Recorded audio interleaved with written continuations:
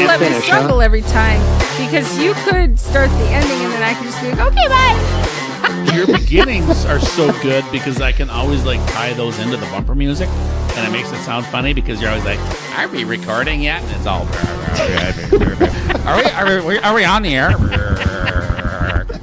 Yeah, or and I'm like, "Yeah, pull the microphone out of your pants. No. You're on the air." So there, that's pretty good. That's pretty intro. All right, everyone. Yes, Nancy, we are recording, and we have back with us again a very special guest. Yes, we decided that we were having so much fun talking to Patrick. We decided to have him back for a second episode. I earned a number 2 episode. Yes, if you're gonna do it right, sugar da da da da. Oh, we're back to a little. We're back on the air. I don't know why Scott is singing or what he's singing. Because we were singing not Shazam or Glam. Shazam. Remember a couple episodes ago when we were doing. Who's the guy that was? What are we talking? What? What are we talking about? I will be your father figure. Oh, that was like George 5 Michael. episodes ago. We were talking about George Michael. George Michael, yeah. Oh, and what were we if talking? you're gonna do it right. So you're like, da da da. And I talk about having Patrick come back. Yeah, we're doing Patrick- it right. We're doing it right, Patrick's man. back. We're doing it right. What could be, Patrick? What would if you could pick a theme song? What would it be? What would your theme music want to be? God dang! Like Oh, with wow. words, that is tough because That's a I'm good more question. I'm more of a soundtrack guy. So What's your soundtrack? Honestly, even though the series wasn't all that memorable in terms of effects and everything, I'm like a big Battlestar Galactica fan. Okay, that's fine because I was watching Sequest last night, so you're good. Ooh. We're good with Battlestar Galactica. Yeah. Well, that's a blast from which the one? past. Oh, Sequest DSV. New Battlestar or old Battlestar? The original theme, which in the new version was rolled into it. Bear McCreary updated that in the original or in the new series, but the original theme is one of the classic like sci-fi themes. Oh, of it all absolutely time. is. Yeah. And then they used it too when they made like that little in the remake when they did like the documentary. They used it in their little documentary, which was cool. It became the colonial anthem. It was like the national anthem for the colonies. God, I love that show. Patrick has a lot of cool LPs and music from all kinds of. As far as I'm concerned, the remake of Battlestar Galactica was the best science fiction show that's ever Hands graced down. television. Hands down. Ever. Yeah. Ever. Completely. Ever. Okay. Yep. Yeah, I mean, I have a hard time contesting that one too. It's So probably true. It's hard to Yeah. believe. Did you, Patrick? Did you watch any of the Ark that just debuted on Sci-Fi?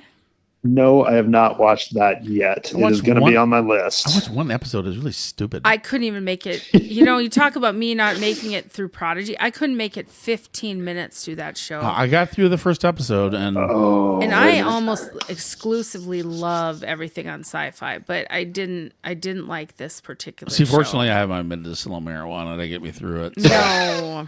We talked Katie Sackhoff last time. There was a show with her on it, which kind of affected me. Like it sounds like the Ark's affecting you. Can't remember what the name of it is, but she was like in charge of a spaceship, and it was just Second not Life. that great. Yeah, Second Life. It I was loved okay. it. I loved it. I loved parts of it, but Well, it was Katie Sackhoff on TV, so yeah, exactly. That's was good. that's what I came back for every night. I was like, But it was just yeah, it was on Netflix. It did 2 seasons. They got the second season out, and they completed it pretty well. So it had some very good points, but to me that was like kind of a. yeah, I don't know if she had to make it, but I'm glad she did. I don't know if that makes sense. yeah. No, I know what you're saying. See, I don't see. For me, the Ark is just like a really bad, shoddy version of the 100. Oh. I don't even really thought about that. The 100 was bad. such a Oh, good okay. show. I was saying the 100 was bad enough the way it was. No, I loved the 100. I loved it. Yeah, they lost me after It's- they got back down to earth. I was like, you're done. To me, the 100 suffered from every other CW show of Everybody's Beautiful. No matter what the situation, And the boyfriends Apocalypse and girlfriends. Now, yeah, everybody's a gorgeous 20-year-old, Boyfriend and is going for a new girl. Well, or a girlfriend going for a new girl, because there was a lot of back and forth. My girlfriend is doing the big bad guy on the planet. Well, now and with the big hammer. I will say Well, this: that's the stupid. 100 suffered actually for doing a lesbian couple on the show. They lost fans. did. Yeah, nobody wants to see They lesbians. lost big. Well, but we want to see something. We want some man on man. Let's just do this the way it's going to be. in some ways, Speaking of hammers, I actually give the 100. Let me tell you what I give the 100 kudos for making a lesbian couple their chemistry work on screen, because they really paired up. It did have good. They had good chemistry. They had really good chemistry. Can I say something? Yeah, go ahead. This is a long intro. It sure is. Yeah, it is. It is. Sure is. Long intro. Sure is. Well, anyway. Well, let us get. So what are we going to talk about? Well, sorry for all that extra there. We have Patrick here. He's a huge science fiction fan, and I think we all wanted to nerd out. Is what we did. We just nerded out. But what are we here to talk about? Which show? Picard. We're on Picard. That's what we're doing. We've reached season 5. Season. No, let's. Picard. I'm thinking we're here for as long as we've been talking about the intro. I think we're supposed to be the season 3 Picard finale, part 10, called "The Last Generation." That is what we're here to talk about today. Perfect. Okay. Yeah, right. So who should we start with? You, Scott, or Patrick, our special guest? No, our special guest. But what are we started with? What are we starting with? How are we framing this? Beginning, middle, end, or I don't know. Whole series, whole season, last all episode. the way back to 1960s. So Picard, Patrick, I almost called you Picard. Patrick Picard. I'll answer that what you need to know is that Scott, Mr. Pickard, Scott does not allow an agenda. I have wanted an agenda. Yep. I've asked for an agenda. You are a fucking dirty liar. Because I said when we started this, I think we should have literally an agenda. You didn't, of what we're going to go through, because I'd listened to other podcasts and it really sounds, a lot of these other ones sound like they, have their shit together and are on point. And I said, I think we should, say we're going to go through this and this and this and this. And her eyes crossed. She started to drool out of the left side of her face a little bit. I didn't. And we never got anywhere. And then after the first time we did it, after you had notes, the notes kind of provided the flow, and it was like, okay, we're good. We'll do that. We will from this point forward. Don't lie to the people. Don't lie to the American people. Okay. Well, actually, we know we're international. We're international. We had a viewer in Brazil once. Yeah, so we're international. So don't lie to the world. Okay. Well, so technically, no, we don't have an agenda. We can though, because we can create one now. Yeah, I mean, maybe we do start from start to finish and talk about the entire 3 seasons of Picard and how it wrapped. I had one burning question. I don't know if I should ask it now or later, and it was to you, Nancy. Did you stick around for the post-poker game credit scene? I did. We watched the post. Were you happy to have him back? To have Q back, to have John Delancey back. I was happy to see him. I was really excited, but then I was like, this doesn't make any sense. But it totally makes. Oh my god! You know what would make more sense if it had been Wesley, because Wesley is his brother, and he's also a timey-wimey traveler. Yes, he was. Yeah, mixing your metaphors, but yes. Well, but see, yeah, I think it made sense will to have never Wesley show up when shit was hitting the fan. Personally, this is what I actually wrote down. I wrote down some special notes here, and I wrote. Don't you like how she asked what you thought of it and then she's reading her notes? Yeah. I got to ask a question. This is how it goes. Yeah, but what I wrote down is Picard brings back more dead people than Days of Our Lives. It's true. It's the genre. Nobody's dead in fantasy or sci-fi ever. You're just saying that because Q happened to also be Eugene on Days of Our Lives. I loved him on Days. I love him on everything. He's amazing on everything. He's amazing on Delancey's Discord. awesome. Yes, he is. Yeah. He is 100%. 100%. I mean, he's just good. What is your take on that, Patrick? What do you think is going on? So what's the answer to your own question? Mm-hmm. Since she still hasn't answered it. I'm okay with it because he's an omnipotent being, and actually there was Will Wheaton talked about your point about the Travelers showing up. He had an idea that I didn't know it, but apparently Wheaton's wrote some comics for Star Trek in his past, and in his little story that he wrote, it was like the Travelers could not directly interact with people that he'd been a part of their lives in because it could break reality. But for Q is an omnipotent being, do you really die, or do you just run out of gas until somebody plugs you back into the outlet and you get recharged? Oh, that's kind of seemed the way. That kind of seemed the way Q was handling it. Yeah. When you talked about the Wesley stuff, did he do another, after Trek kind of thing after the last episode? I never watched. It's probably out because they would drop Saturdays after the episodes aired. So I would assume the Ready Room for the finale. Yeah, the Ready Room. Because I didn't even look to see if there was one for the last episode. Yeah, I haven't watched this one either. Actually, we're bad fans, but we really haven't watched hardly any Ready Room until this final season of Picard. When I said, "Hey, Brenda, let's start watching this." And is that because Wesley Crusher annoys you? That's why I don't watch him. Will Wheaton annoys she has 1989 stuck up her ass. And I can't abide him. I will buy the sweater if I can. I will buy his sweater if I can. You will? One day ago, and it looks like it's Jerry Ryan and Terry Metalis. Yep, that will be a great episode because anything Jerry Ryan, she's like next in line after Sackhoff. I mean, we are. Yeah, right. We are. Yeah, we're getting a next gen Star Trek Legacy series. We have they've been just talking about it, but this totally set it all up. And if the cook can fly the ship, so can I.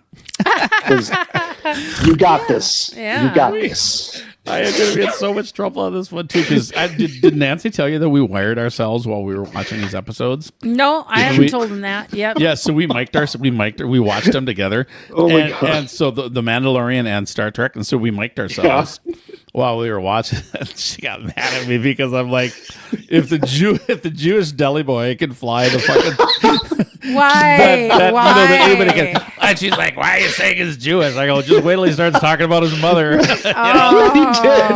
And she's like, "You had to go help my mom." Yeah. She's like, "You can't say that." I'm like, "My dad is Jewish. I can fucking say it. He's 10% Jewish. We found out, so I can say it." But I'm like, wait till he starts talking about his mother. And he's like, "I hit my mother with the deli." I'm like, oh my God, space Jewish. Yes. That was so fun. It was not that awesome. He was, but the whole way he talked about everything was just like right out of Seinfeld, right? It was just right out of Seinfeld. Space Dock just got blown up, dude. And you're saying I had to go help the deli and that seemed like almost like a Lower Decks type tie-in. Like this character, the cook make a good could point. be You're on not Lower wrong. Decks. That could no, be, you're not wrong. But I feel like it's a storyline from Lower Decks that we will see in the future. But I think it was also showing the extent to where they were. They had they're reaching. They had 6 people that were left that were over the age of 30. The 6 people in this bridge right now. We are Starfleet. Yeah, it's like the state of all of our restaurants where we live. Nobody working. They're gonna grab like a 12-year-old and try to pass them off as 14. They were loading the torpedoes with bagels and lox. Yeah, right. Yeah. I think it was showing how fucked they were. At that point, they were in shit out of luck, man. Yep. Yeah. They had what they had, and it was a handful of people that were. And I guess the Borg just assumed that the young assimilated humans would kill the old non-assimilated humans. There was no assumption they were fly. They kept saying, "Did you not?" Yeah. Okay. Terminate all non-essential. Yeah, I saw that. Yeah, but literally the kept saying assumption, it. the Borg assumed that would just happen, that the older people wouldn't fight back or be successful in fighting back. Well, I don't know if they assumed that they wouldn't fight back. I guess I just assumed that they would overwhelm them and be successful. Yeah. But there is a reason that I bring that up, because there's a lot of chatter online about the narcissism of the Borg and their confidence, and how they just think everybody's going to love to be assimilated, want to be assimilated, and will do whatever. There'll be no way to stop assimilation. And so they talk about like these sort of narcissistic qualities, the Borg. And that really tied into what I thought. They've always been like that. Yeah, they've always been like that. I would say the Borg are very narcissistic. But I think that's their fatal flaw. That's like their Achilles heel, is they don't think beyond. That's a good point. Jack verbalized that a lot more than even the Queen had in the brief time we saw him all Borged up in his pretty much cosplay of Locutus costume that he was wearing. That was a cool costume. It was, and I gotta get one of those fucking leather jackets, man. Oh, the uniform? Yes. Or Picard's jacket? Well, the leather jackets that they all kind of ended up wearing. Oh, yeah. Yeah. Those are absolutely, yeah, I'm buying one. Of course. Hey, honey. That's going to be expensive. You remember that anniversary trip we were talking about? Yeah, that ain't happening. No, I'm going to buy a 25th century uniform. Yeah. No, I will have more you. because I'm getting all the pips. I will have you circle back, Patrick, to what you're saying about Jack, because he did say a number of things that I rewatched that scene a couple of times on YouTube, just specifically what Jack says. And what did he say that really stuck out to you? Oh, gosh. Of course, you're asking me that right now. My mind takes a complete say that question one more time. Say that question one time so I can hear it, because I was looking up leather jackets. Yeah. Look at that it looks awesome. Okay, so what was the question? I'm gonna look up the scene. I've got it. I got it. So I wrote down a few things. Jack says when Picard first gets in Jack's head, he said, Jack says there's no suffering here. There's no loneliness, fear. Yep. And he's like, I feel like this is my home. I feel safe. And Picard says, perfection isn't evolution. This is death. Right. Picard also says you've always kept people at a distance so they would never see the real you. And says the guy that just met him like a week ago. Well, yeah, that's exactly what I thought. I wrote down Daddy of the Century. I literally wrote my own side note that says doesn't make a lot of sense because he never knew who he was. He never had any idea he was even Borg until that door opened in his mind. And then all of a sudden talked he's to your like, mom in 20 years. So. Yeah, yeah. It's like, you never met your dad. So you see, like this, they say that love is what brought him out. That love is what got to him. I can buy that. And I can buy that as even in the couple of days or whatever it's been in the showtime that Picard's known Jack, that he was treating Jack differently than had ever been treated before.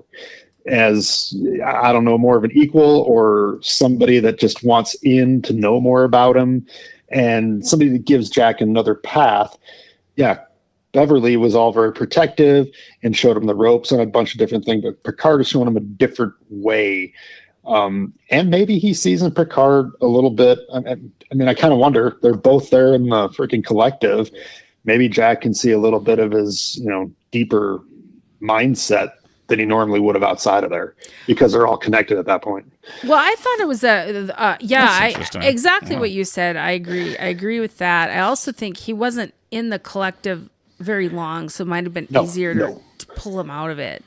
And he did have all of his. He literally ended up yanking the plug. Pulled it all out. Yeah, he did. By the time they get on the Enterprise, he's just yanked off his faceplate. Yeah, we talked about that. I would have kept that laser pointer. That's fucking awesome. Man. You want me to go where? Over there. No, over there. Pick up that over there. I did like what they did though with poor Spot would be fun. Oh, that's awesome. Yeah, Spot, you had Spot. Yeah. And doesn't Data get another cat at the end? Or he talks about it, I think. He talks about it, yeah. That laser pointer would have come in handy. Awesome. Yeah. But no, I did like what they did in the Borg mind there, where Jack was explaining what it is like to be Borg, because I don't know that we've ever had it alliterated like that. Like, it feels good in here. It's like almost like you and I talked about that though. We did. We talked a little bit about that because I had read somewhere somebody's thought. It wasn't anything other than somebody's thought was, it would make sense that there would be some kind of a.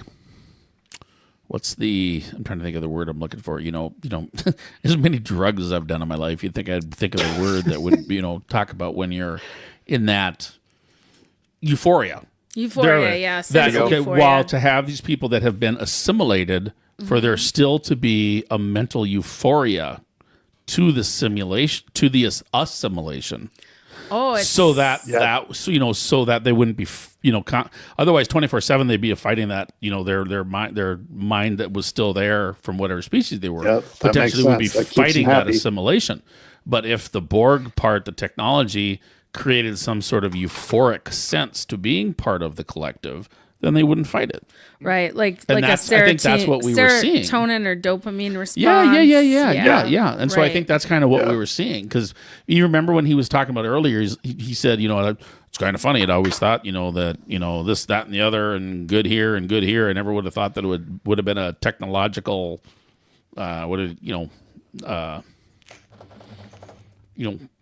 No, I don't know. I'm just trying to think of what the term that he used. This was prior to him being, when Jack was still just Jack. He said when he was talking to his dad, when he was kind of freaking out about everything, he said, and he found out that he was, had this Borg shit in him. He said, never. While I thought about, be good to your neighbor and pick up your dog shit and do all that kind of stuff. Yeah, never would have thought that it would have been a technological. authoritarian, technological authoritarian. That would have been the solution. Oh, i.e., talking about, saying that all this good shit that should happen would have to be under an authoritarian figure that's been developed by technology. Yeah. Okay. Yep. That is an Which interesting was really concept. interesting. That is well, but I mean, that seems like a fantastic definition of a hive mind. Well, Yes. absolutely, Hive and then mind. but so then the whole thing was that so he was standing there. So when Picard jumped in, when he, I hate saying this, jacked himself in. Yeah. So Grab that cord that's a and good just one. so when he was plugged a into good it. no, here, let me make it worse. So when he jacked himself in with his son, and they were in there, and it was kind of like a euphoric. It was euphoric. He was standing. Jack was all smiles and all that kind of stuff, and and Mr. Picard came in there and was trying to bring him back to reality. Jack was still, in that euphoria thing about how everything was good and nobody was hurting and there was no disease and blah blah blah blah. And so I kind of if something I had never thought about with the Borg before is what I'm saying, that they might have had this going on in the back end. right, Well, that's a good thought, because they haven't talked about it like that. It's No. always just been the connection and missing the voices in your head, basically. There's never been that exploration of Right, all how it about the actually voices. felt. I don't hear anybody. Yeah. Yeah. Well, and that was good. That was good. On second watch, that was pretty impactful. I liked it better the second time I watched it. When did you see it a second time? I watched clips today on YouTube, specific clips. Oh, they already got that stuff out there, huh? They Cool. do. Yeah. Oh, yeah. Well, that's good. Yeah. So I was able to watch a few things to kind of. Some of the big things. Well, right now. a lot. Even if you're 100% sober, which I wasn't, Which you were. when I You're not watched. you were saying not. you were. It's about 50% sober. No, she came And- in. I'm hammered. Yeah, it was pretty. Fuck, we're not gonna get through Pretty the intro toasted. credits. So she's gonna be out. It was pretty toasted, but even even when you are really focusing, there's so much scientific jibber jabber going back and forth. Things are moving very quickly. Oh, yeah. Like Lots of Trekno babble. like the moment when Troy finds where they are by sensing Riker, by sensing where he is, and they get there so quickly. And you know why? She just takes the comm. She just Well, takes Oh, the yeah. comm. She's like, move over, Data, bitch. I am Yeah. flying this thing Yeah. now. Because it was, supposedly the connection they have, because it was him being so he was giving up. Oh yeah, he was. It was that emotional, She felt him. that broadcast of Yeah. see you with our son. Yep. Because he was like, basically, I'm going to be dead pretty soon, and she felt I that. thought that was I cool. was- I was happy to see her take the comm, too. Yeah, that was cool. That was cool. Yep. Yep. She didn't There's a do little much. Let's backstory to face her. it. Yeah, she didn't do much Yeah. on that ship. She just kind of sat there. Well, she had very limited. I mean, yeah, and it's so funny. This is and this is part of this podcast. This is the shit that just pisses me off. Is that you have some fucker that crawls out of his mom's basement and decides to write a blog or one little post, before he scurries back under the staircase, and it's all these people that were bitching about her not being in the series enough. right. And it's like, well, maybe if you did 10 seconds of fucking research, you'd know it's because A, she lives in London, Yep. and B, a lot of this shit happened. They filmed season 2 and 3 back to back. Back to back. And guess what was going on in season 2? COVID, motherfuckers. COVID still. You know, and so it wasn't that easy, you know, to illegally throw a Star Trek star under the back of a fucking 747 and get our ass over to Los Angeles to do some filming. Hey, if you're a Star Trek really fan that lives in their basement all their life, does COVID even affect you? Well, probably not. Not really. That's probably, So that's probably the that's deal. why they have no empathy. But see, that's my point, is nobody thinks outside their fucking basement to what's going on and realizes, oh, wow, she's actually a British actress. And to get her on set, they'd have to get her over here. Well, so maybe that's why she's not in as many of the scenes or used as much. You know, they did some awesome stuff with some video stuff, Sure. complaining about the baby and the flashback there, bring the bottle, the whiskey, Yep. you know, and then at the tail end when shit lightened up, they got her in and they used her.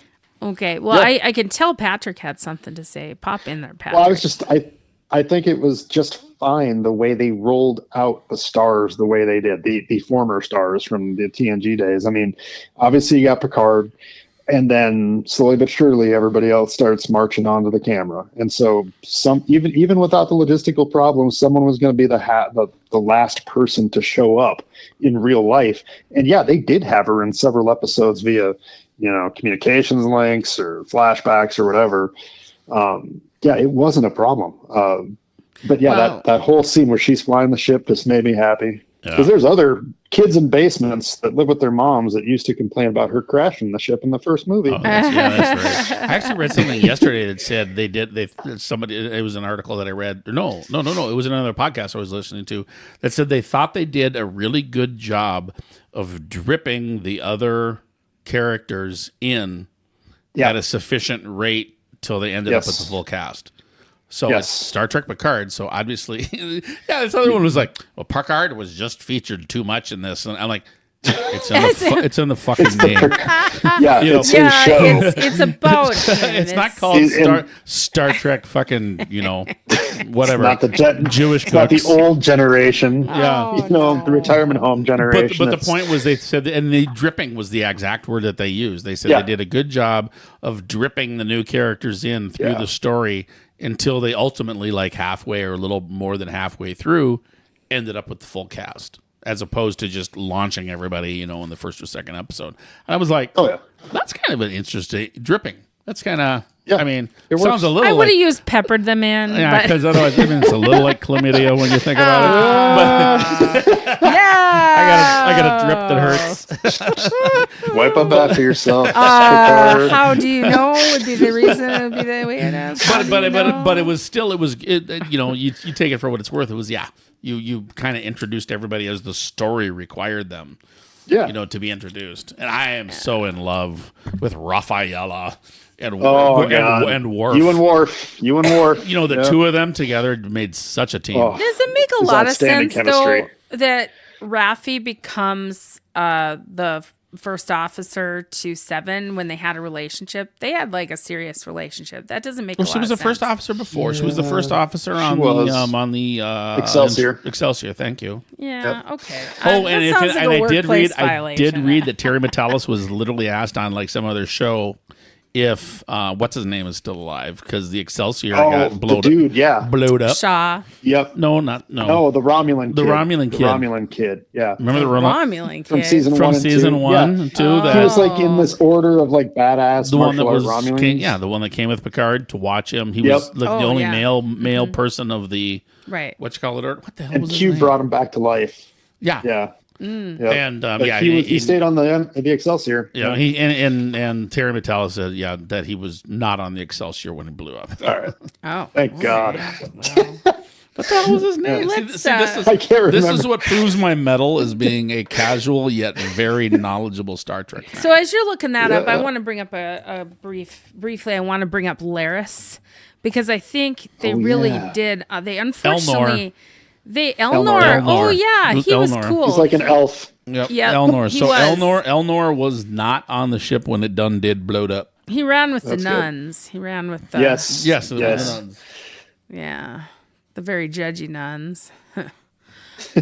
Yeah, he's cool. I think everybody liked that character. But so hailing back to the other seasons of Picard. They do this hailing. They do this. They have this giant storyline with Picard falling in love with Laris and ending up with her at the end. And then, like, literally, they don't even show him writing a goodbye letter to her or even mentioning to Crusher, hey, I had this woman in my life, this Romulan woman in my life, and I was going to go live with her in her homeworld or something. Nothing.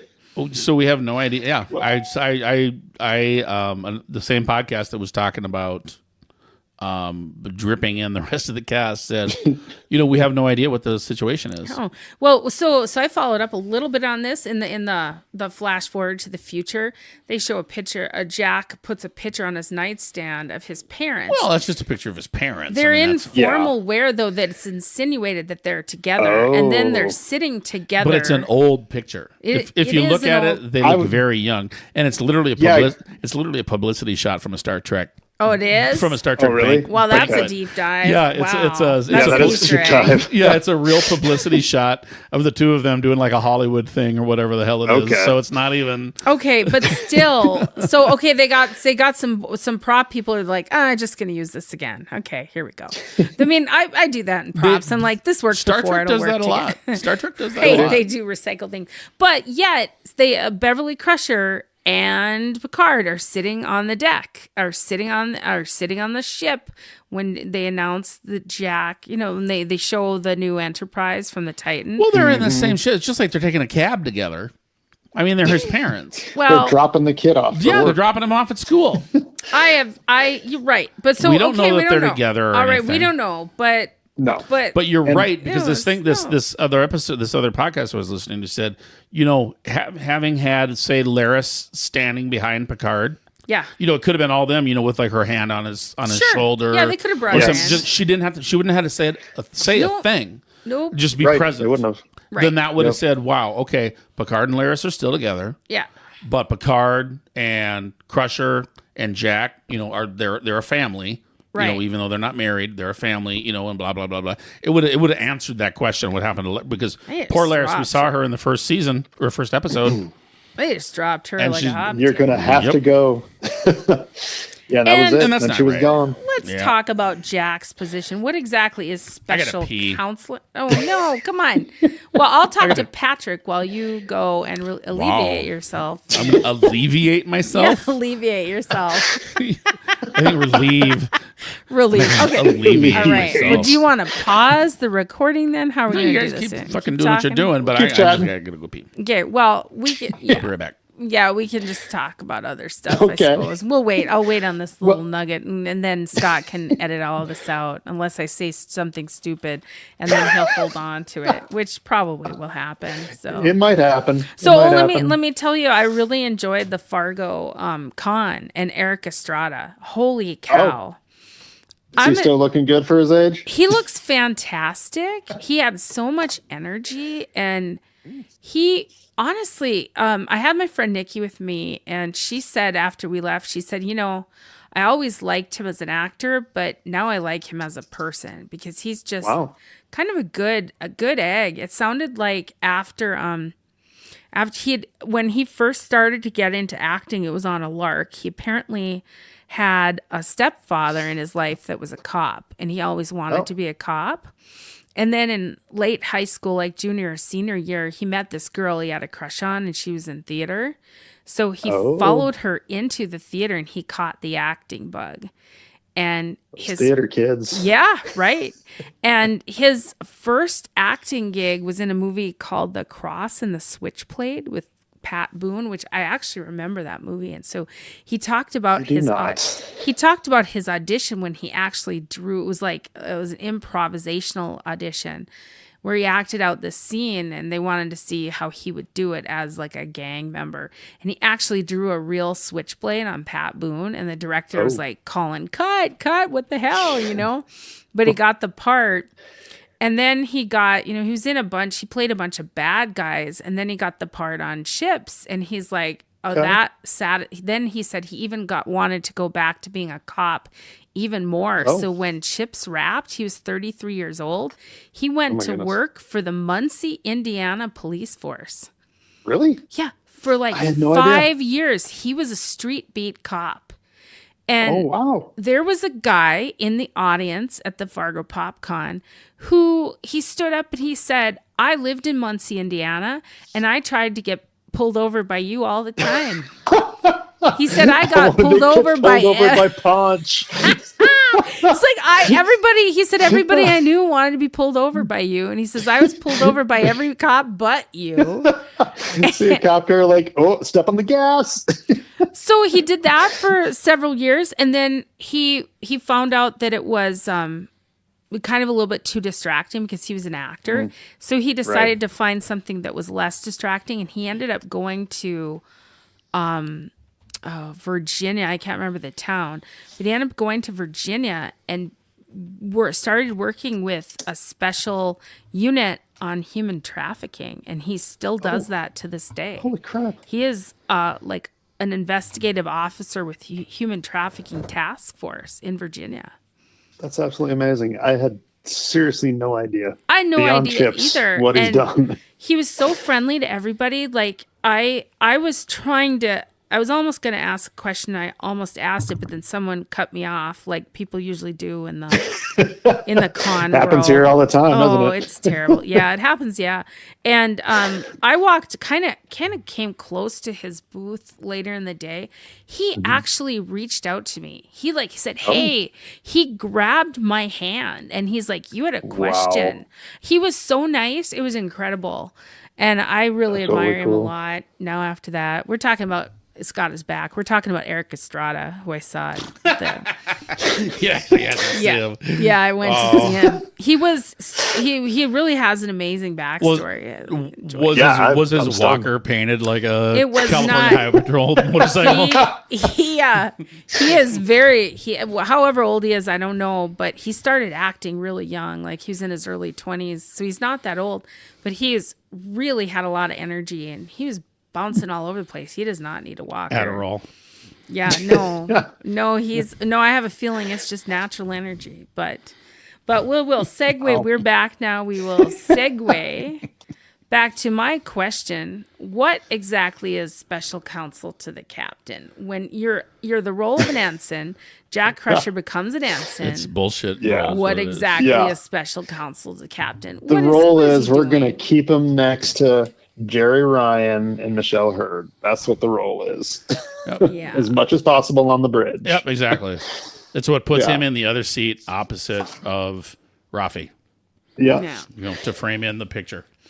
Yep. Well, they could have at least put him at the comm. I mean, if he's an ensign, he could have been The con. the comm. It's not the The helm. com. It's the helm. con. Okay, whatever. It's the con, yeah. Which stands for- Oh, so Yeah. okay, I don't got all the words right. I don't Well, we know that.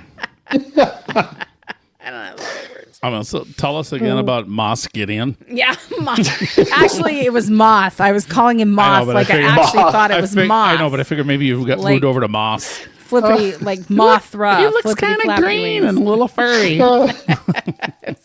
Yeah, moth. Moss Gideon. Either that or I have a. He Either only that or I have realizes his a- full potential when he's on the north side of everything. Yeah. Oh, wow. Wow. Okay. Anyway. Yeah. So, no. Well, It's just a bullshit, Yeah. I mean, they've got fully qualified people everywhere else, so yeah. Yeah, can you? The first thing I thought of was like, you got two people down. You've got a person at the helm, person at the con down there, the lieutenants, and suddenly they got this ensign that comes in there that gets to sit buddy next to the captain. Yeah. And Yeah. I'm like, really? Yep. Well, I mean, one of them is probably Jack's girlfriend, so she probably doesn't mind. Oh, LaForge, Yeah. because there. Oh yeah. Yeah, definitely. But I'd be like, if I was the calm person that he said, I could do that job, or like tactical, I'd be like, get your ass off my bridge. He was everybody on, I never thought about that. Everybody on the bridge, he's like, oh, I can do that job, and I can do that job, and I can do that job. And everybody else is going, you fucker, I spent 4 years in Starfleet. Yeah. Yeah. You went there. You went to whatever. like 1 year of internship, basically. Yeah, Maybe and they- you think you can do my job after a year because you hung out with your mom on a diaper barge or whatever the hell it might be. Maybe they had God. like a portfolio package they accept. Yeah, Like I we'll mean, take Jesus. we'll take a work life credits. Fuck. He's got the best Starfleet LinkedIn portfolio. Yeah. Well, at least they threw that in when they were on the shuttle going over to the ship. And they had Crusher go, wow, they really, whatever, accelerating your program or whatever, evidently you're, something about the name, maybe it was the name, and he even flat out says, or maybe it was just nepotism. Maybe it was nepotism. At least they put that in there because absolutely that's what it'd have to fucking be. Oh, yeah. Names don't mean much.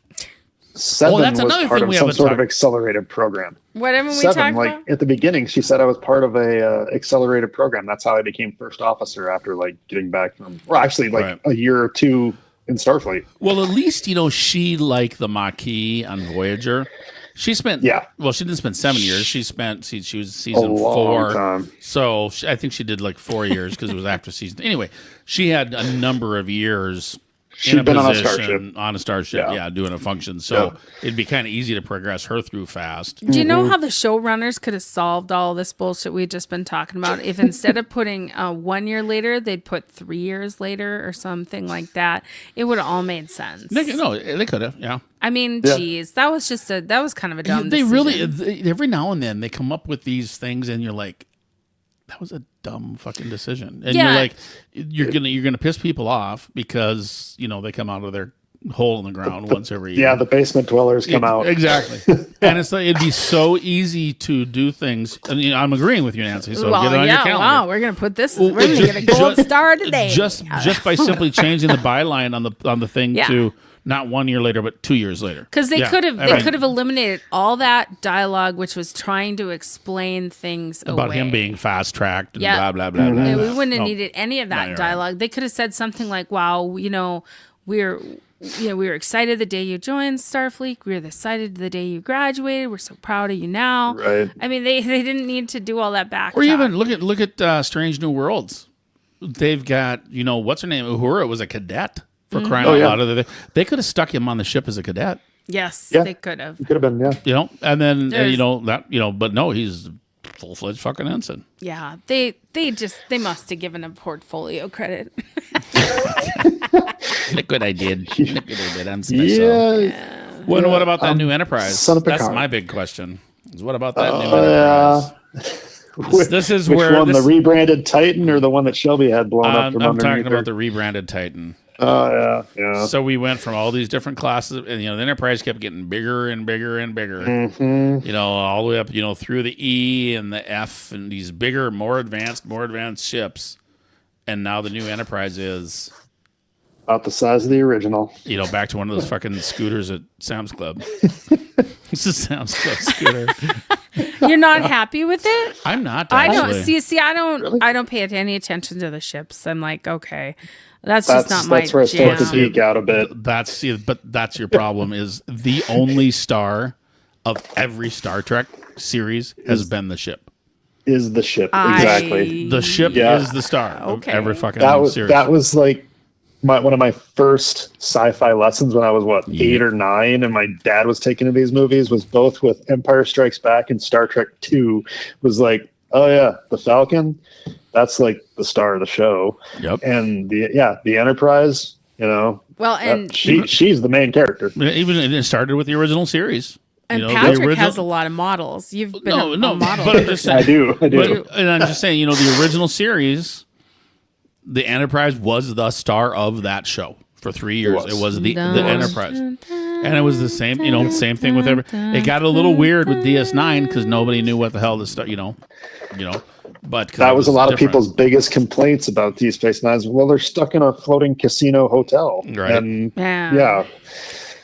But anyway, so the Enterprise G is not only a rebranded Titan, but it's a smaller, less capable, blah blah blah. Take your pick of adjectives you want to use. Ship compared to everyone before it. Yeah, and there's still plenty of those fancy, brand new, tech-looking Enterprise F ships floating around out there. Some of them were flying by space dock, and I don't know why they picked the Titan class. What is it? What is it? Well, no, it's Neo Constitution. Yeah. So it's back to a Constitution type class. Yeah, I mean, and the saucer section looks kind of like it did back in the movies. And yeah, it looks like an updated. The cells are old school. Yeah, it looks like an updated TOS. Yep. Shit, which is there's nothing wrong with it. No, and I'm sure Go ahead. Yeah, I'm sure the tech inside is, supposedly next gen, whatever TV show level, but they've changed the design. They've decided to go retro, and I got ideas why, but I don't know for sure. Right. And should that be the successor of something that was more advanced? Yeah. That's the big thing. You have something more advanced. Should the successor be something that's less advanced? Or less capable, less capable, possibly, yeah. Because there was progression. The Galaxy was like this ultimate explorer, diplomatic ship that could take care of itself if it needed to, and then the E was like straight up freaking battleship warship. Yep. And we only got to see the F for like 10 minutes. Well, and I guess the F is in the video game. It is in the video game, yeah. And I've tried to play that video game so many times, and I just can't fucking do it. It is so terrible. It is just the worst guy. I don't understand how Star Wars can have such kick-ass video games. They got a new one. Star Trek's never made it. Yeah, they got a new one coming out that looks amazing that I'm even thinking of getting. And Star Trek cannot do a goddamn video game to save their life. Yeah, they just can't get it together on the video game front. God. You think they would. It's, you could fly ships, you could, do away teams, but they just can't get it together. Yeah, exactly. Now, what are you doing, Nancy? Oh, I was just taking a picture. You stroking out? No. Just taking a picture of the phone mechanism you got there, holding up the phone. So now everybody's got his phone number. Now I got to blur that out. No, I have to blur that out of my audio podcast. That's a good thought. I better.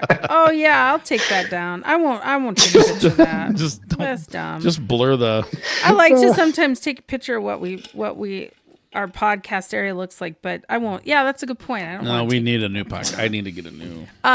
Well, hey, let's. I didn't understand a damn thing you just said about those ships. Not why. I've got books about ships, and I feel like I finally had the best conversation that this podcast has ever had. Yeah. Thank you. Yeah. Let's. You're welcome. It's been good. Let's talk about what we have not talked about, the elephant in the room, which is the Borg Queen.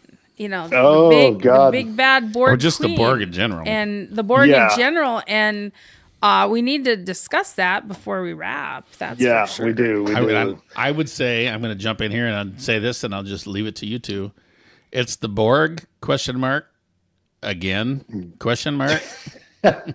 Okay. Period. Well, maybe this finally puts the Borg down, except for Alison Pill Jacardi or whatever her name was from last season's Borg group that's out there still.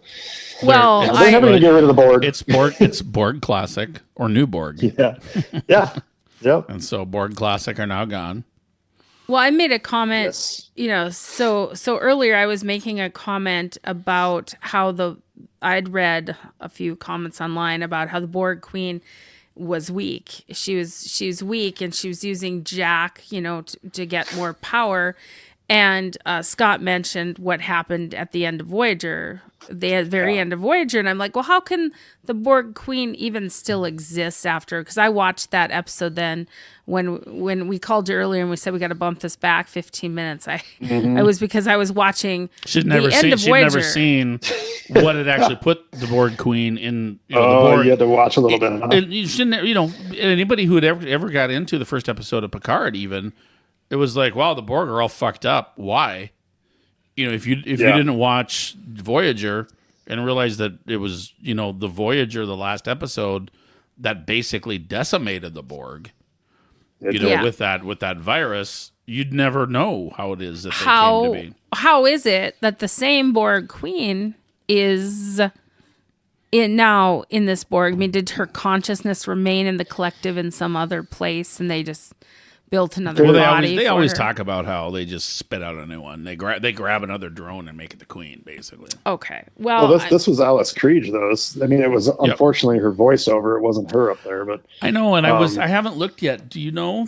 Is she like physically not able to act anymore? I don't know. No, I think what they did is they didn't need her to act because they basically had a either a prop or a makeup. Yeah. They had too much makeup and props on her to there even, wasn't much to her, yeah. Right. It could have been anyone under there, anyone being the actress, but it was the stunt double of the previous Borg queen, the one that just died, the actress that died of cancer, the one that was in the second season of Picard. What? What are you saying? The Borg queen that was in the second season of Picard died. The actress died of cancer. Yeah. So the woman that was in the Geiger-esque Borg queen in this episode of Picard was her stunt double. Yeah, okay. And then they had Alice Krieg as her voice. So who was the original Borg queen on First Contact? Yeah. Did they do any stunts that required a stunt double? No, but I was trying to look. Well, she's South African. I didn't realize that she is South African, so maybe it was another one of these deals where they couldn't get COVID thing where because again they did seasons 2 and 3 back to back. Maybe they weren't able to get her over here, but they could easily do an audio recording, have her record all the audio, and, and get her voice because that was But the way that was definitely her voice. The way the Borg queen looked on the show was indicative of what someone would look like after she was pieced back together. Basically, yeah. Which maybe that's why they did it that way because they couldn't could not get her here. Possibly. And it was interesting. It was neat. It was Geiger-esque. We talked about that. It was very much Geiger. That didn't look like Borg really. It looked like it was like Geiger. Different. Yeah. When you mentioned that you weren't quite sure why she ended up that way, I did a little research myself, and Star Trek or Star Wars has got Wikipedia, Star Trek's got Memory Alpha. Yes, which is like, and I don't remember Endgame all that well, but apparently as she was quote unquote dying in Voyager Endgame, she made a reference that one of their spheres could still hear her, and it actually managed to assimilate the virus. So they had basically conquered the virus on that sphere. So if that sphere could come get her, all she had was one sphere of healthy Borg, a small ship. Oh, well, that's deep dive. Yeah, I'd have to watch the episode because I do not remember that well. Say that again? Some of a sphere? Yeah, a sphere. You know, in like First Contact, they blow up the cube and a sphere comes out. Yeah. In the movie. Yeah. So there were spheres that were kind of like scout ships, and according to Memory Alpha, as the Voyager is firing their torpedoes, blowing up the dying Queen's little ship. Right. She goes, she said that Sphere 634 could still hear her thoughts and had assimilated the pathogen. Supposedly she said that in the show. So God, we just watched it too, because then because she diverts that sphere in the transwarp tunnels, and that's the sphere that goes after him, and that's the sphere that ends up pulling them. So then they're dead. That's what I thought too. That's the sphere that pulls them in, and that's the sphere then that spits out into that's right out there at Earth, and they use one of their super duper torpedoes from inside and blow the shit out of the sphere from the inside.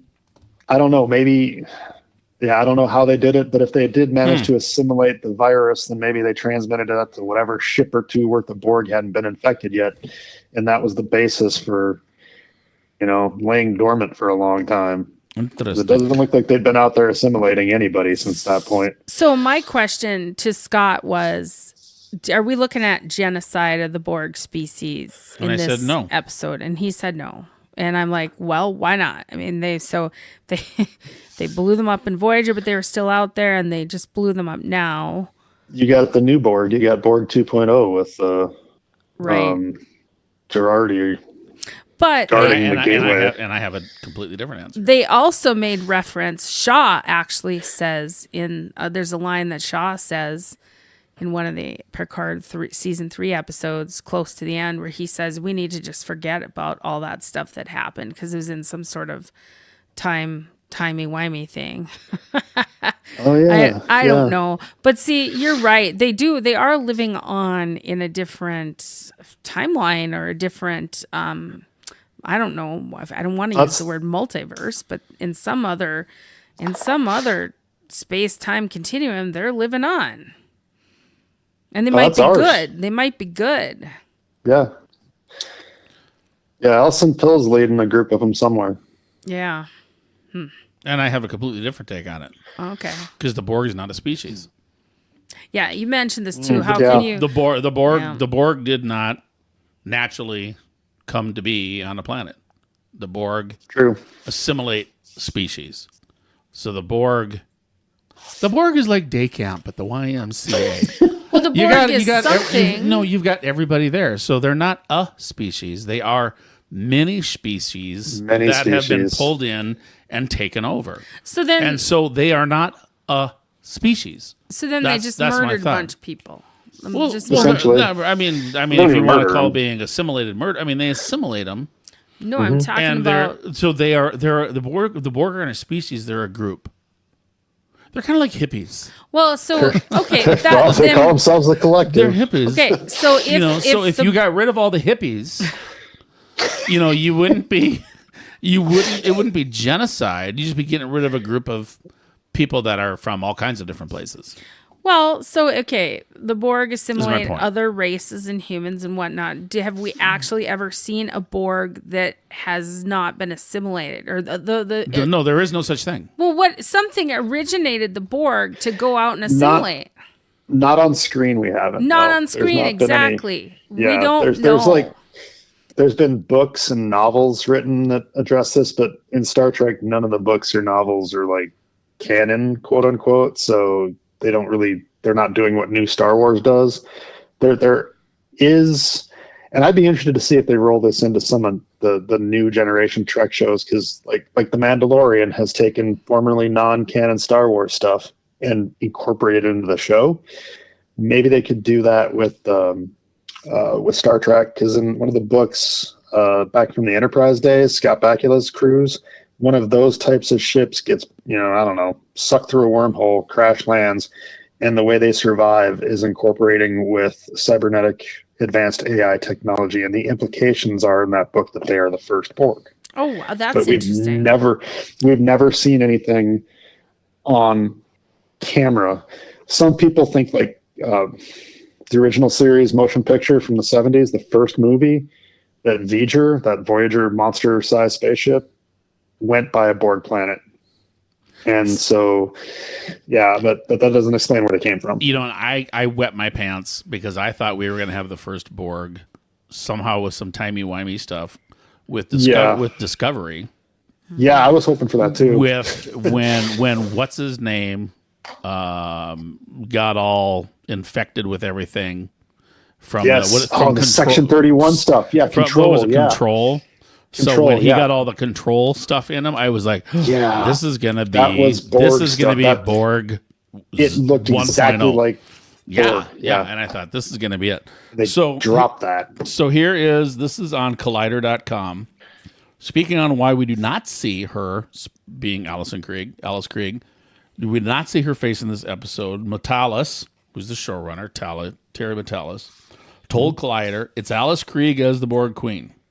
You'll see in the finale. Although it's voiced by Alice Krieg, but the Borg Queen doesn't look good when you see her. Janeway did a number on them the last time we saw them, and there's a reason she needs Jack. In Star Trek Voyager, an alternate future version of Janeway delivered a brutal blow to the Borg, keeping them relatively at bay until this moment. And that's when they did all the virus thingy. Yep. Given that she needs to rely on the changelings and now Jack to enact her plan, this may give Picard and company a weakness that they can exploit, save humanity, blah, blah. Season's 2 Borg plot differs a bit from their modus operandi. It differs a bit? Well, good grief. Yeah, saying that, the Borg conduit from Season 2 was a bit of a distraction so that they could open the real one where they are, which you'll discover in the finale. So they're saying but they're saying the reason she doesn't look like Alice Krieg is because the bitch got done fucked up. Yeah, well, I mean, Janeway did a number. Future Janeway did a number on her when she got the little Borg herpes that she and the doctor cooked up, that injected her with. Well, the whole thing blew up. So what you're saying is the Borg Queen came out in one of those spheres. She flew out. She might have been damaged, but she flew out in a sphere, is what you're saying, or I'm not saying that at all, but there's a great big network. There's a great big network that connects all the Borg together, and maybe they maybe she just took over another drone and started to look, I don't know, Borg plastic surgery or something. Okay. Well, yeah, that seems like a big I read it, and I've only ever read one Star Trek book, and it was the funny thing is it happened to be a Voyager book that had to deal with what happened with Voyager as soon as they got back. And it literally ended up being another thing where it was some other kind of altered version of a Borg assimilation thing trying to go on, and then 7 of 9, saved the day, blah, blah, blah. But all these other people got assimilated, and it was yet another pathway for a revitalized version of the Queen.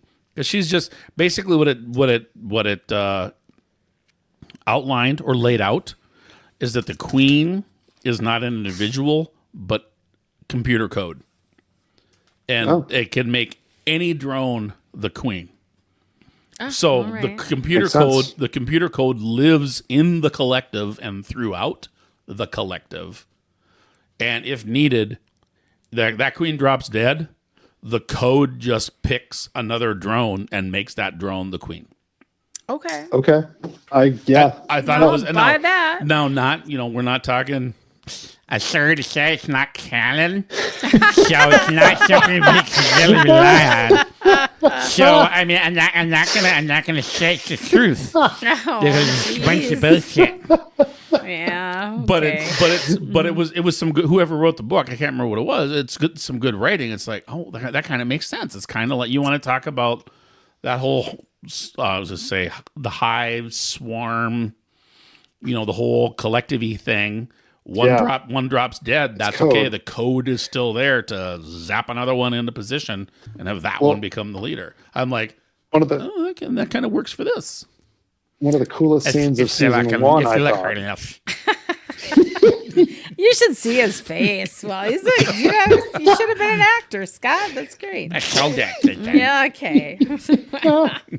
Okay, so here's the night. Oh, you were going to say something, Patrick. I was just going to say one of the coolest scenes of season 1 was when, and maybe Seven knows about this code, was when she jacked into the wreckage of that Borg cube that the Romulans had. Oh, yeah. She connected in there, and for a few minutes, at least on that cube, she was a queen. She was the queen. That's yeah. I think and Nancy was mad because she didn't have pink eye.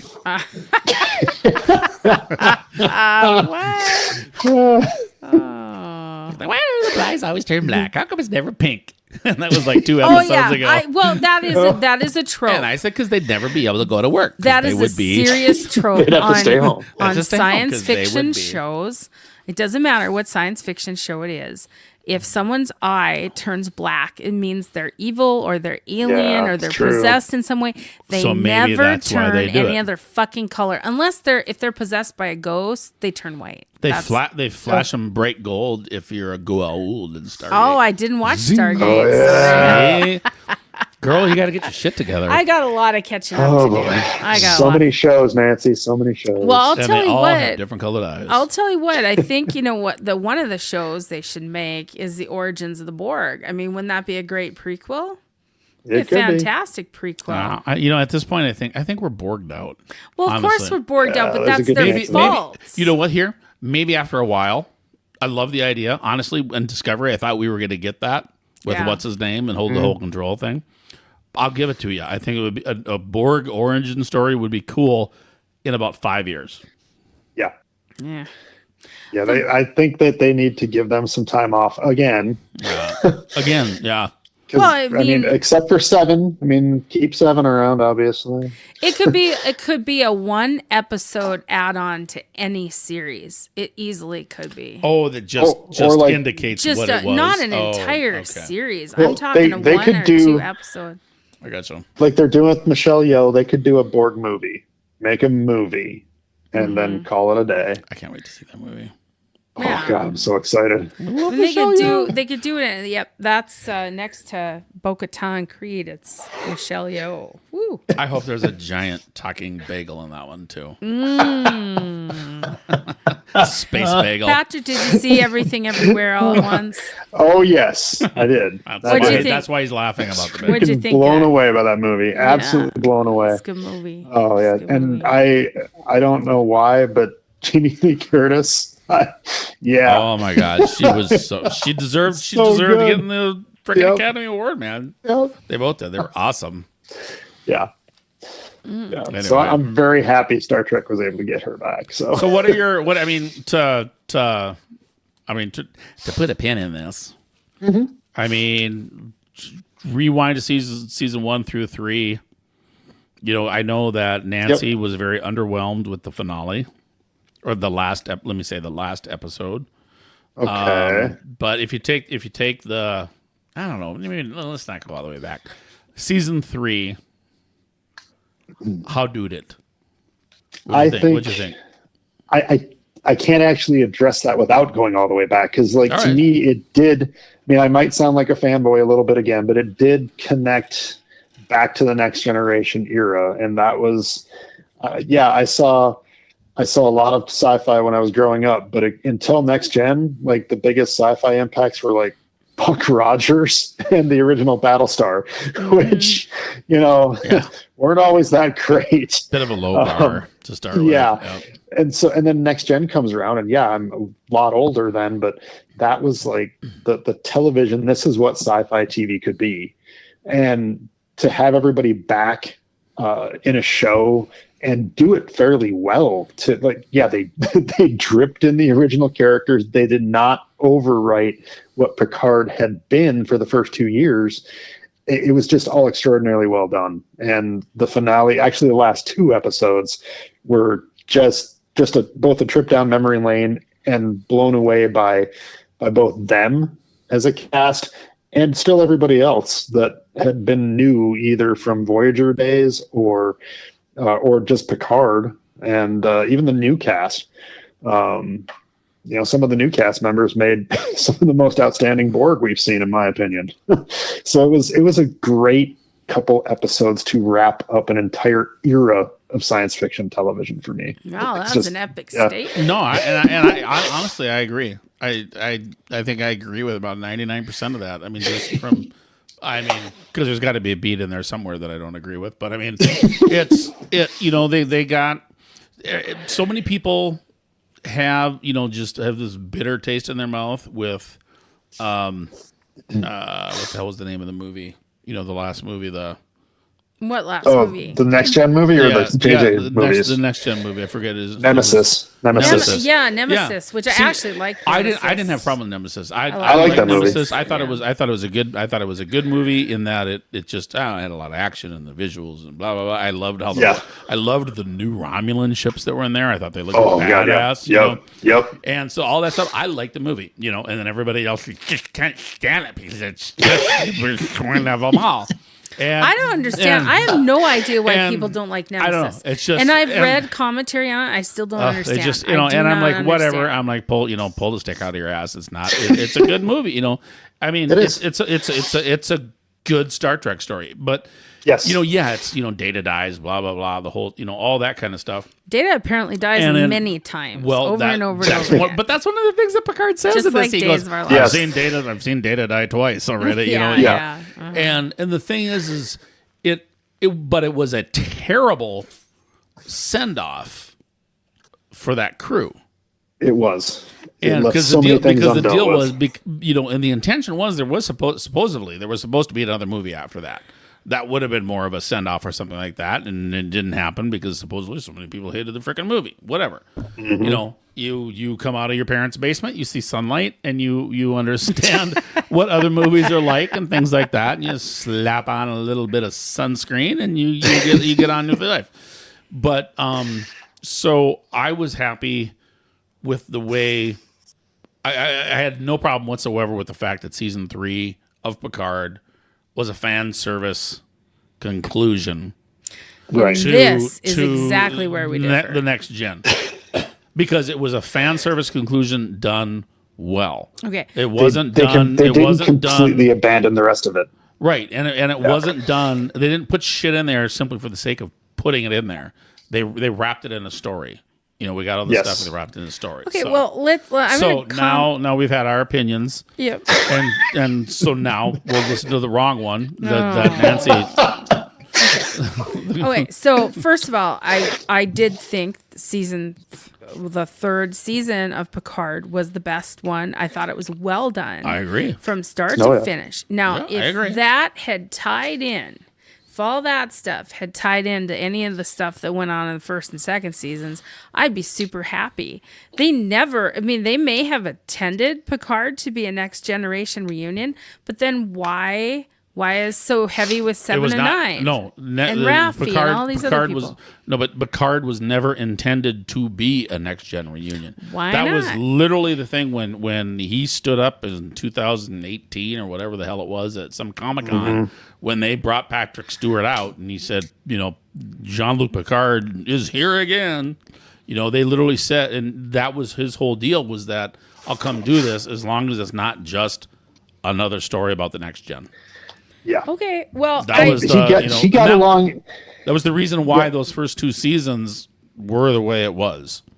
So really, they built 3 seasons that weren't attached to each other. You gonna agree with that? Because they were not attached to each other. I think they were totally attached to each other. No. They were. They don't have direct narrative threads, but they had distinct attachments that you couldn't have had season 3 of Picard without having the first 2.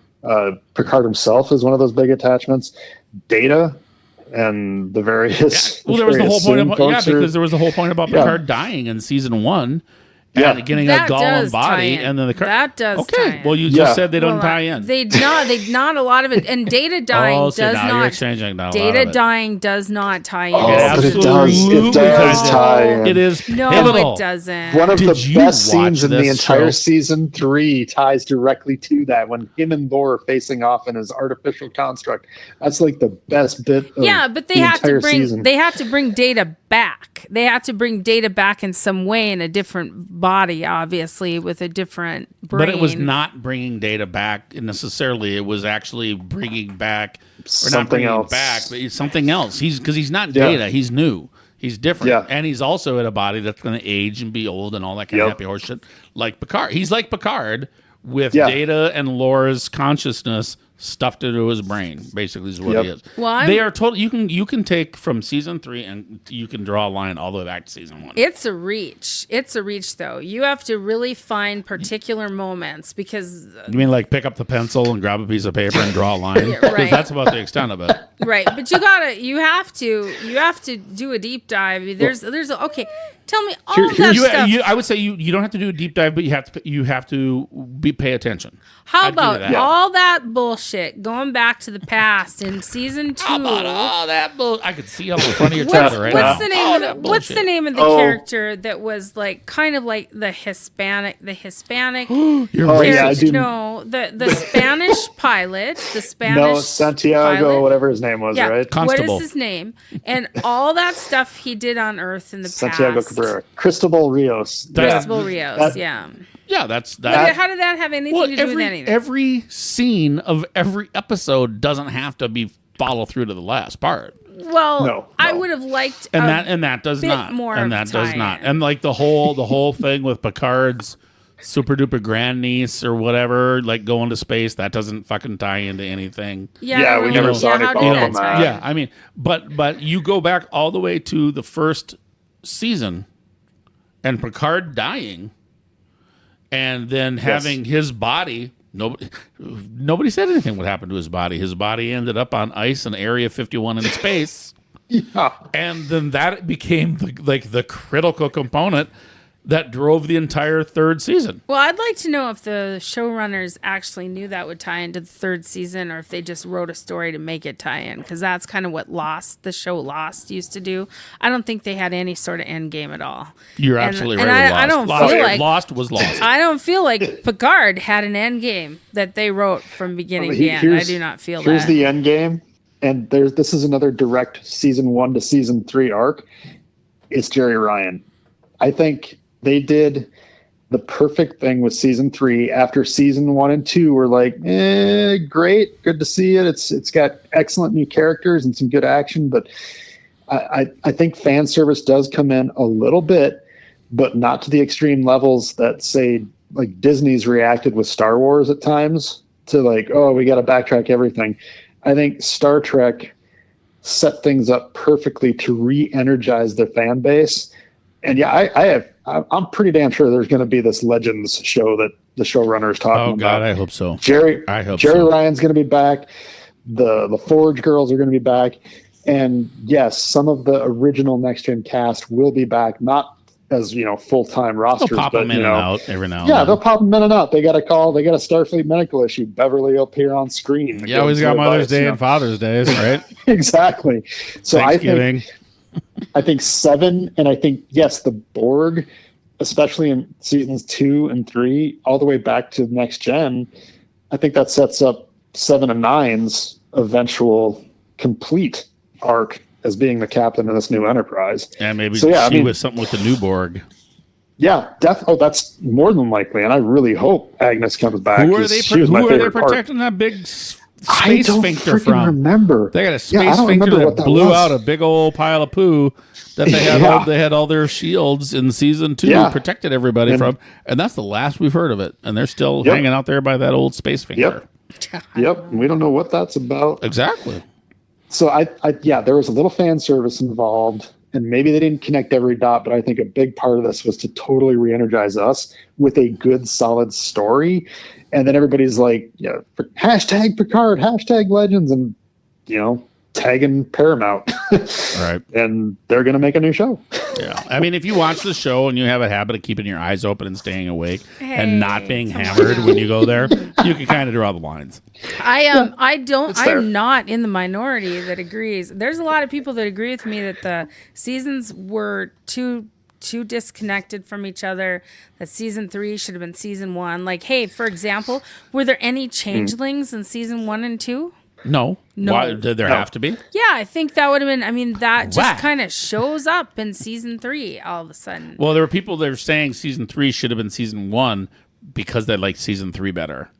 Yeah, is what it is. Yeah. Yes. And they wanted season 1 to be that perfect little season 3 out of the gate is what it is that they wanted. They would have loved to have seen all 3 seasons be mostly Next Gen characters. Yeah, the whole crew. Wrapping up Next Gen, or not just Next Gen, but the whole, DS9, Voyager, Next Gen, that whole era. They would have loved nothing but those stories.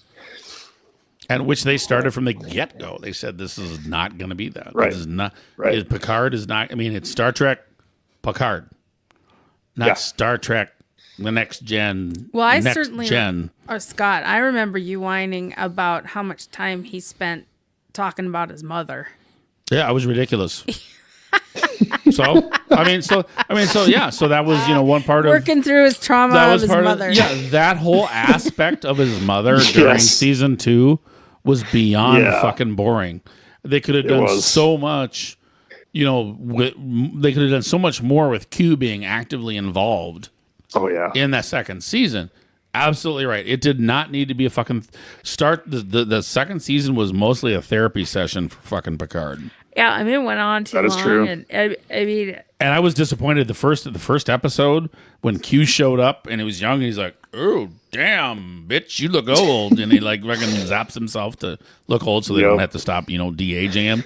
And they start going through that, and I was like, "Oh, he's gonna fuck with him for the whole show. He's hardly in it." Yeah, and that was, it was, and I did not need to hear about Picard's fucking mama issues. That went on like 6 episodes. Yeah. I completely agree. It did go on too long. Completely agree. And then it was another time travel episode. Well, and everything that I've been just saying about why it wasn't good and why it was discarguing from season 3 is what you're repeating right now. No, but you're saying that there were no connections to it, and that's where I'm arguing. There's tendrils or small things, but overtly. So now you're changing. Well, you reminded me. Are you sobering up? So she's connecting dots. No, you pointed it out to me that there were connections, but they're not overt enough for me to remember. I know, because you have to be sober. Well, I was sober for almost all episodes of Star Trek. For almost all episodes. Almost all episodes. Evidently not for the ones that matter. Yeah. Well, it's all right. We've all... Nobody brought up the Julius Caesar quote. Did you pick up on that, Patrick? Oh, I picked up on that. I've already written it down. That was Picard's speech from the bar, right? Yep. I knew there was going to be some Shakespeare in there. Yeah, that was he's a Shakespearean actor, in fact. Yeah. He played that part, I guess, in 1972. He played Cassius, which the line is delivered to, the tide in the affairs of men. Is this his thing he said in the bar? Yeah. Yeah, the toast. Yep. Yeah. Yep. That was pretty cool. There was a woman from Finland. I always wanted to finish that. Yeah. Oh, the new whatever you Daedalus. It's funny because there was an episode called Daedalus, right? I mean, yes. But the new Daedalus character is just perfect. It is perfect. The two characters of this season were the new Daedalus and Worf. Pacifist Worf. Oh, absolutely. With the dry one-liners that he may or may not understand. Well, they made Aaron, I was afraid we were gonna get out of live and get through this day alive or whatever. They made Worf the comedic element, which I have to wonder: has he always been the comedic element? He, in some episodes, yeah, very much so because of his ignorance to like humanity's things and such. But I think I love about it was he was the comedic element, but he wasn't made fun of. No, you know what I mean? Who the hell is going to make fun of him? No. I mean, but he was the comedic element, but not from it. You know, it wasn't like, you know, because he was like an idiot. I'm trying to think back to some of the, you know, comedic characters from, you know, the before they had talkies, you know, in the silent picture days. Who was the guy that had the goofy mustache and the cane Charlie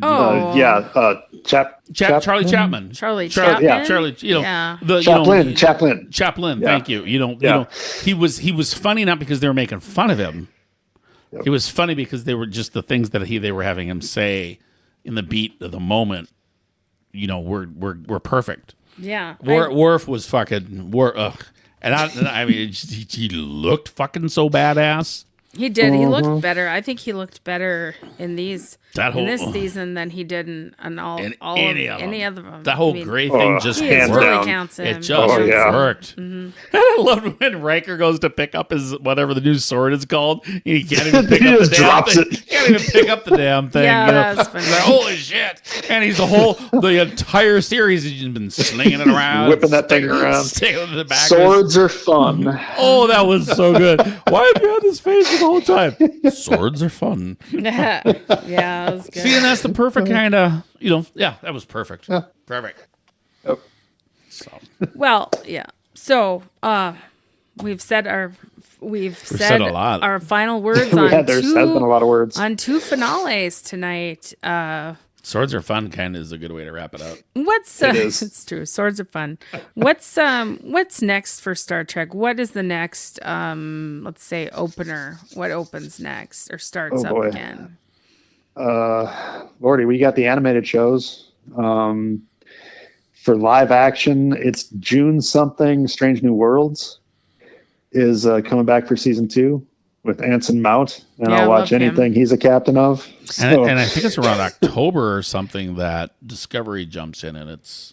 I'm trying to remember. I was thinking Discovery started before Strange New Worlds. I think it might have been, but then they announced that it was going to be the final season of Discovery, and I think they're reshooting a few episodes. Yep, you're right. They're reshooting some of them? Why? Because they're bad? Yeah, because they're going to make it the final season. Oh. I think they shot it as if it wasn't going to be the final season. Series finale, rather. I see. Season finale. Yeah. Well, let's face it, Discovery just has not done well with the fans. I like Discovery, but a lot of people have not liked it, and I think when you don't have your main fan base, that's hard when you're a Star Trek show.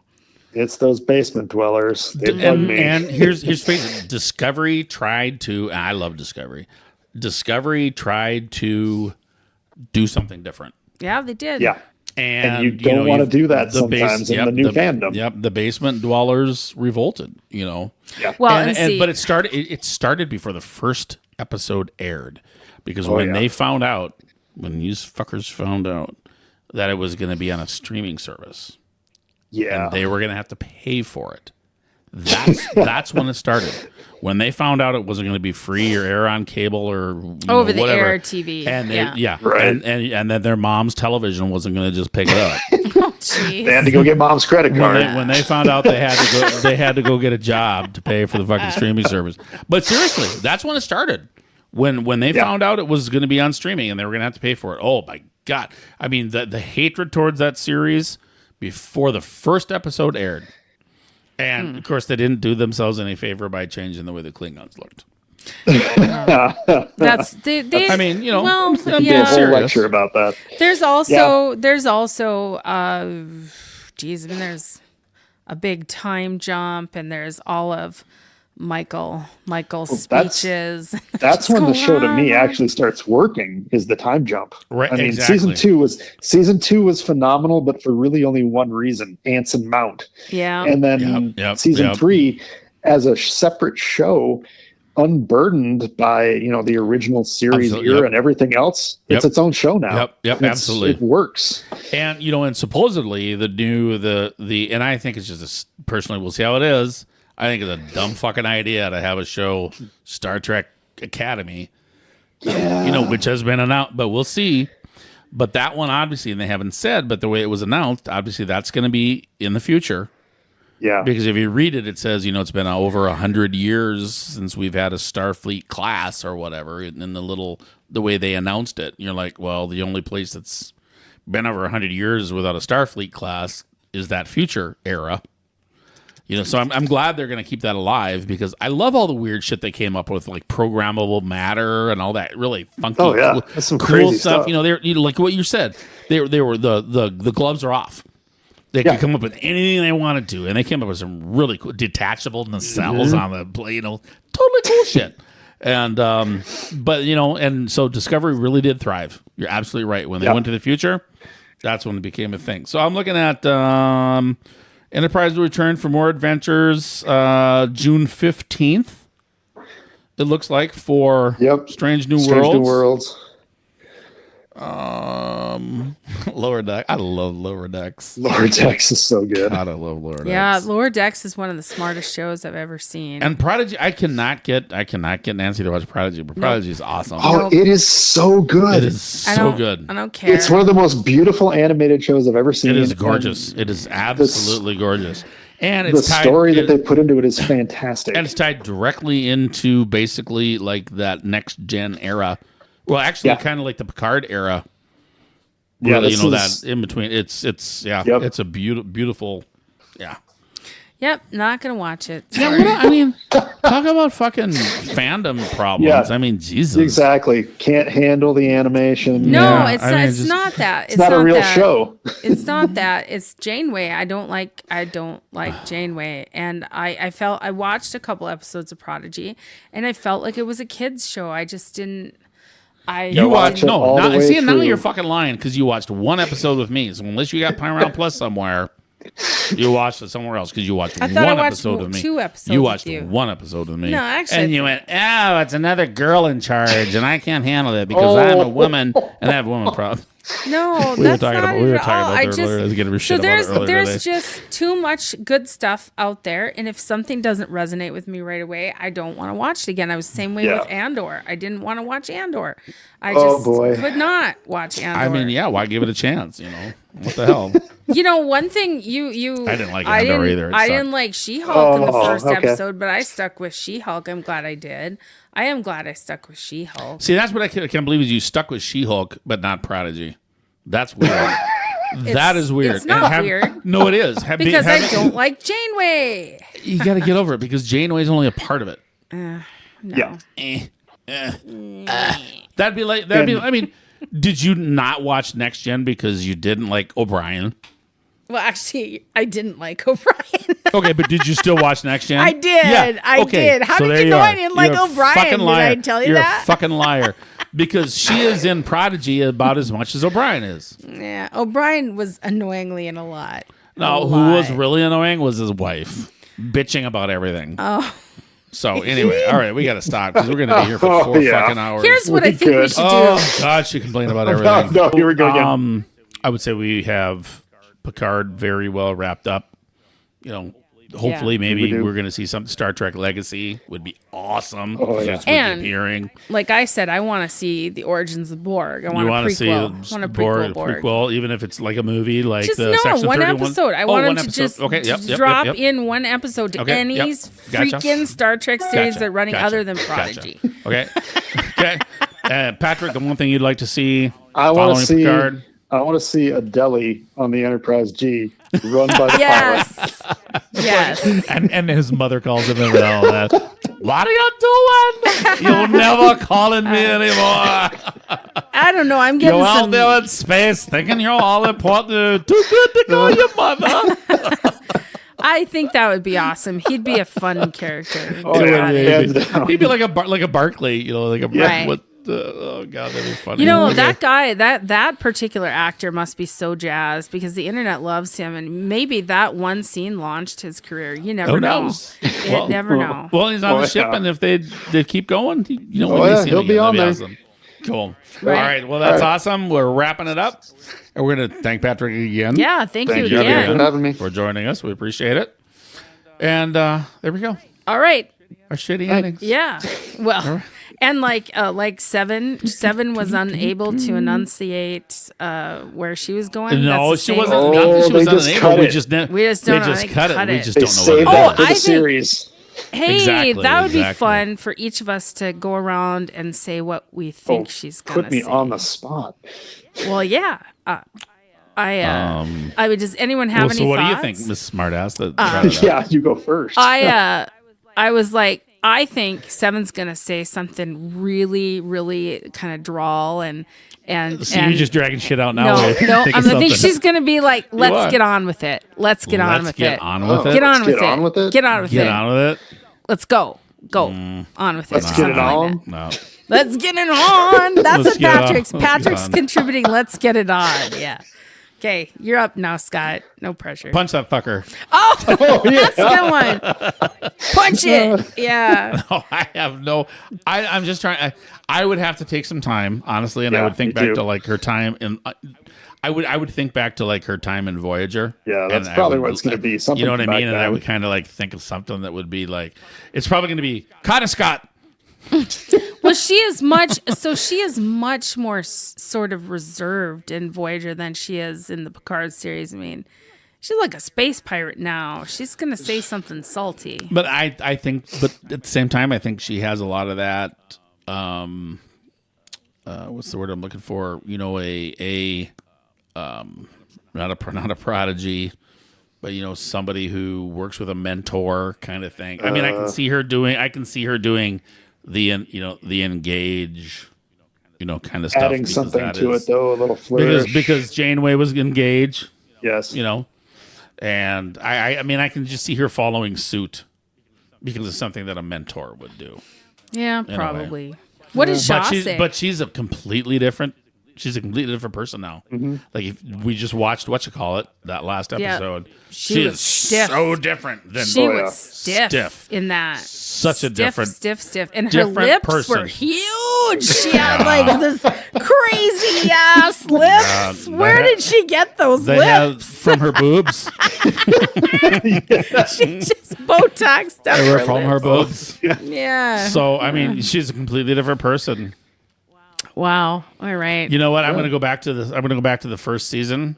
No, yeah, when she came in, her thing to go would be, let's get some bourbon, because she drank bourbon with Picard. Yeah. Let's get some bourbon. Well, hopefully it's not assimilate. Wow. Or resistance Did we is ask futile. Did we ask Patrick? Yeah, we did ask Patrick. What you said? I something kind of made a fun. riff on yours. It was let's get it on, but that was kind of just Let's a get riff it on yours. on. Yeah. Let's get it on. But, All right, It well- makes sense Goodbye. if she winked at Rafi, Yeah, yeah. Well, we talked about that earlier, like Yeah, that's whether or true. not that was an HR violation in Starfleet. So maybe it'd just hiring be your former lover. tacos. Yeah. No. Ew. Oh, So that's gonna be it. Tacos. Tacos. All right. That's good enough. Well, thank you, We're everyone. all going to end on tacos, and that's it. We're all That's good it, on everybody. tacos. We're all good on tacos. Goodbye. All right. Farewell. Tacos. Goodbye, farewell, amen. Auf Wiedersehen. Taco Tuesday. Blah, blah, blah, blah. Taco Taco Tuesday. Tuesday. There we go. And, All right. okay, and we're out. Oh my gosh! See how hard it is to end. It is so hard to end. We have was never fun. gone that long. Yeah, it's gonna have to be a Oh, you've team never had a event. threesome? We will. We'll do the threesome. Yeah. We'll do the we'll do the Dark Sky stuff and along Yep, with yep. Mandalore on the first Yep. one because that With really the was the crap. first. I mean, and then we'll jump into Trek and that'll right. work perfectly. It's great. And it'll take a while to do And it. see, but I told Patrick 2 hours, and we went 3. Yeah. 3, and I cannot believe my ass does not hurt. I got to get these cushions on these seats. It's really crazy how you kind of get in a flow state. That's what happens. Oh, yeah. You get in a flow Just state. keep going. You keep going, and it's like especially when you're talking about topics that you both know, or Yeah. all three of us know. And you certainly, Patrick, I give you a lot of credit. You know way, way more about Star Trek than me. Because I've been a fan the whole life. because I haven't watched it all. That's my Yeah. problem. Especially, I actually enjoyed tonight. It was kind of like I was talking Yep, to somebody who knew yep. what the fuck was going on. You did have someone you knew that there's certain topics that I know better than you, Scott. You know that, right? I mean, you probably are going to say right now I can't think of one, but No, I was going to think of toilet fungus control. hey, But no, but you are right. You are right. yeah. But I mean, there's certainly I haven't watched all of Sci-Fi World. I would love it if they reboot Babylon 5. I know they're working on it. They are. They are Really? working on a reboot. Yeah, Wow. it's been Well, it talked can't be about, any who worse than the knows. first one. Oh Easy. boy! See, this easy. is where Patrick and I agree on B5. Oh yeah, We I do, couldn't we stand do. that Babylon. Yeah. I mean, it looks like it's shot at a Kmart, but the show itself was fantastic storylines. No. Yeah. I mean, of Vorlon and Kmart. How wish funny they would were- that be? They wish they were shot at a Kmart because you know what? The one thing they didn't have was the good sub sandwiches that you get at the deli at the Kmart. Hey, I've been posting the sub recipe. We should I know. make them. That's been like all over Facebook lately. That would is be the fun. Kmart sub recipe. Let's make the Kmart subs. That sounds like fun. Yeah, that sounds great. Well, Patrick, now we are saying goodbye for Yep, real. yep. We're gonna let you go because you got to work tomorrow. Well, And I you have a might go family. outside From, for a from while. what I understand, you have a family. And I don't know if Brenda's there, but hello, Brenda, if you're there. She literally came down a few minutes ago as we were recording like our second or third goodbye scene, and she brought me a drink. Oh, you had somebody bring you drinks? That's Yeah. the reason I had to go to the bathroom so I could get another drink. Well, Patrick, please tell her hello. And, Oh, I will, And, I will. I thought maybe she's sitting in the corner listening. 'Cause that would have been No, funny. that would have been funny. actually quite humorous. Yeah, but she'll hear it all. She'll hear it yeah. all in the recording. But Brenda is one of Might our be- fans. That's Yes. we have a This is regular so we have a awesome. regular Yes. fan in Brenda. Yep. who's This a is good so friend of awesome. mine. This Yeah. is so awesome. And I got to figure out an offline or whatever. I totally want to work towards this Nerd Night thing for Bismarck. I think you should I do it. want to I work really, for really, my really think you version should of do it. Nerd Night and not the TED Talk version. Okay, of- whatever. I want Yeah. the one that has to do with intellectual, fucking growth. Well, you can start that. And They I will. They will do join sci-fi you. stuff too every once in a while, Nancy, and you could talk Yeah. about And it. yeah, and that's cool. But all right. Do you know what? And you know what? How many? Maybe people don't understand what it's like to run one of those types of organizations. I mean, I was in charge of an anime club for 8 years, and I'm still traumatized. So I don't know that I want to jump into Nerd Night. Well, that's probably why you are so freaked out Yeah, because probably. I've heard your stories about that. Yeah, and I mean, Yep. it will take away from podcasting. It will, It would. because then It our would. efforts will go into that instead. Well, no, I mean, I don't know. We'll see. What I told Scott I want to do is I want to set up some little mini booths at these cons and promote our Well, podcast. we talked about that. Yeah. Or do a live podcast. I wanna do a live- for I wanna do a someone- live podcast from someone one. to Oh. watch us. I think it'd be awesome. That would be Yeah, do a hilarious and podcast. awesome. Yeah, that we could do that. That would be sort of like something I think entertaining for people to view. would. And maybe a thing would be cool would be we do a live broadcast. I thought about it, and then have a couple, guest stars. So, you know yeah, we what should I just- mean. Like We should Daily actually Show pull- reporters. Yeah. Well, yeah. no, but I mean, Yeah. somebody, Yep. just somebody different. You know, Yep. like this is the first time that we've had you on here. And, you know, if a person was to set up at a con to just have, just a couple different people that would come in and sit down and do whatever. Yeah, So. that'd be fun. Something like that. But those are all things in the future. We got to get, I always say, just got to get through tonight. Well, thanks much. I'll let you go back to your normal thanks so much. scheduled program. Awesome. I'm gonna go outside for a few minutes and see if the northern lights are out, because they might be out tonight. Oh, yeah. Before I go to bed. Cool. All right. Talk to you Night. later. enough, Thank guys. you. Good talking again. You too. Bye. Bye. Have a good night. Yeah, bye.